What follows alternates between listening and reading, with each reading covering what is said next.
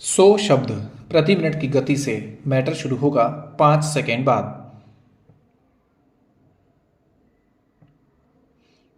Start. महोदय, लोकतंत्र में कोई भी निर्णय लोकतंत्र की सीमाओं से बाहर जाकर लेना लोकतांत्रिक सरकार के लिए सरल नहीं है। जो लोकतंत्र विकसित हैं वे भी जनता के उस भाग को ध्यान में रखकर ही बजट तैयार करते हैं जिसका लोकतंत्र में ज़्यादा महत्व होता है।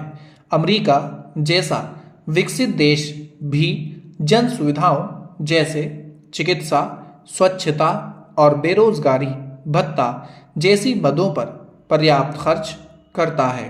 चूंकि भाजपा गठबंधन सरकार भी एक लोकतांत्रिक सरकार है, इसलिए रेल बजट की परछाई आम बजट पर भी पड़ने की संभावना से इनकार नहीं किया जा सकता। कुछ लोग रेल बजट को भी जन विरोधी या फिर सख्त बजट करार दे रहे हैं। दलों ने रेल बजट को जन विरोधी तो नहीं बताया, लेकिन प्रदेश विरोधी अवश्य ठहराया है। यदि रेल मंत्रालय की वित्तीय हालत पर जाएं तो वह बाजार से ऋण लेकर साख बनाए रखने की कोशिश कर रहा है। इस संबंध में यह भी बता देना आवश्यक होगा कि रेल मंत्रालय इस कर्ज पर 17% ब्याज का भुगतान कर रहा है। स्पष्ट है कि यह कर्ज भाजपा, कांग्रेस या किसी अन्य सरकार नहीं बल्कि भारत सरकार पर ही होता है। इसलिए इन्हें इस बात का ध्यान तो रखना ही होगा कि भारत सरकार पर कर्ज का हर बोझ देश की जनता को ही उठाना है। इस विषय में यह तो सच है कि ऐसे कर्ज का बोझ वर्तमान पीढ़ी पर कम और आगामी पीढ़ी पर कहीं ज़्यादा होगा। सरकार यह तो कह सकती है कि आगामी पीढ़ी की जिम्मेदारी आगामी सरकारें उठाएंगी, लेकिन बीच के महत्व को नज़रअंदाज कैसे किया जा सकता है। जहां तक वित्तीय घाटे का प्रश्न है तो यह चालू वर्ष में बढ़कर 90,000 करोड़ रुपए तक जा सकता है।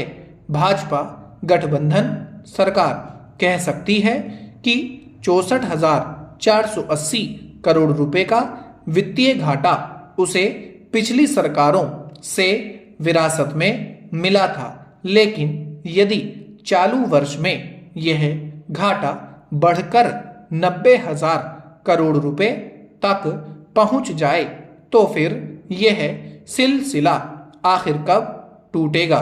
इस विषय में भाजपा गठबंधन सरकार को यह उदाहरण स्थापित करना चाहिए कि वह सरकार के खर्च में भारी कटौती का रिकॉर्ड दर्ज कराए। लोकतंत्र में जितना महत्व शिक्षा का है उतना ही अशिक्षा का है। बजट तैयार करने में किसको कितना महत्व दिया जाता रहा है, इस बात से भाजपा गठबंधन सरकार भी अनभिज्ञ नहीं है। महोदय, यदि पाकिस्तान की वित्तीय स्थिति पर जाएं तो हाल ही में उसके एक कथित बुद्धिजीवी वर्ग ने सुझाव दे डाला कि भूखा रहने की कीमत पर भी पाकिस्तान को परमाणु परीक्षण करना चाहिए। शायद यही कारण होगा कि बुद्धि और शिक्षा को अलग अलग रखा गया है। भारत पाकिस्तान जैसे लोकतांत्रिक पड़ोसी देश अपने अपने बजट को ज़्यादा से ज़्यादा लोकतांत्रिक बनाने की कोशिश करते हैं। हाल ही में दोनों देशों का लोकतंत्र तब मजबूत हुआ जबकि दोनों ने ही बराबर परमाणु परीक्षण कर लिए। दोनों देशों की सरकारों ने अपनी अपनी जनता को एक दूसरे के विरुद्ध सुरक्षा की गारंटी भी दे दी। इससे भी ज्यादा महत्वपूर्ण बात यह रही है कि दोनों ही देशों की जनता ने यह गारंटी मंजूर कर ली। दोनों ही देशों की सरकारों ने यह दावा भी किया है कि उन्होंने यह सब राजनीतिक हितों के लिए नहीं बल्कि विशुद्ध राष्ट्रीय सुरक्षा के लिए किया है। दोनों ही पड़ोसी देशों की सरकारों का यह दावा सही हो सकता है, लेकिन क्या इन सरकारों में से किसी ने यह भी सोचा कि उनके इस प्रयोग से किसी तीसरी सरकार को तो लाभ नहीं पहुंच रहा है। लाभ या हानि की बात यहां इसलिए करनी पड़ रही है कि आज विश्व में हार या जीत का जो मापदंड स्थापित हुआ है या हो रहा है वह विशुद्ध आर्थिक स्थिति के आधार पर ही टिका हुआ है। इसलिए यह तय है कि सैनिक सामान के खरीदारों की आर्थिक स्थिति कमजोर होगी और उसके बेचने वाले की स्थिति मजबूत होगी। अमेरिका और चीन दोनों ही हथियार बेचने की स्थिति में हैं, जबकि खरीद के लिए भारत और पाकिस्तान को तैयार किया जा रहा है। यह सच है कि इसके लिए जनता को तैयार करना होगा। यह काम तो कम से कम संबंधित देशों की सरकारों पर छोड़ना होगा।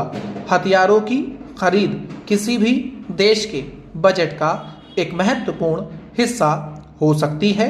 इसलिए भारत सरकार के आम बजट में प्रतिरक्षा पर किए जाने वाले खर्च में भारी वृद्धि की संभावना है। इसलिए भारत के बुद्धिजीवी वर्ग का यह उत्साह भी ध्यातव्य है कि भारत आर्थिक प्रतिबंधों का मुकाबला पाकिस्तान के मुकाबले कहीं ज्यादा सरलता से कर सकता है। पाकिस्तान पर प्रतिबंधों की कोई गुंजाइश इसलिए नहीं है कि आर्थिक स्थिति किसी प्रतिबंध के योग्य ही नहीं। महोदय, लोकतंत्रीय प्रणाली में कम सुविधा प्राप्त वर्गों की उत्पादकता और कमाने की क्षमता बढ़ाने का यह एक अत्यंत प्रभावकारी उपाय है। योजना में यह सुनिश्चित करने की चेष्टा की गई है कि विभिन्न मदों में सरकारी खर्च में वृद्धि की यथोचित दर बनी रहे। वास्तव में हमारा लक्ष्य तो यह है कि अधिकाधिक साधन जुटाए जाएं और यदि संभव हो तो समाज सेवाओं पर होने वाले खर्च में और अधिक वृद्धि की जाए।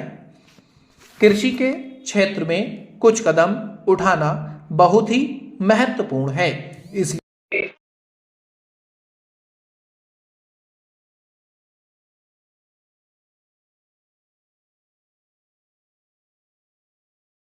आवश्यक है कि काश्तकारी कानून और अधिक प्रभावकारी ढंग से लागू किए जाएं।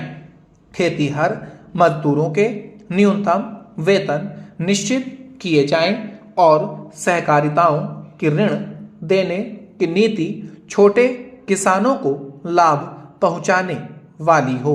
इसी तरह यह भी आवश्यक है कि औद्योगिक क्षेत्र में भी अधिक उद्यमियों को प्रोत्साहित किया जाए। जीवन बीमा निगम जैसी वित्तीय संस्थाओं की नीति में भी फेरबदल करना होगा ताकि वे इन उद्देश्यों की पूर्ति में सहायक बन सकें। वित्तीय संस्थाओं के मामले में कुछ कदम उठाए जा चुके हैं, परंतु इस विषय पर नए सिरे से विचार किया जा रहा है।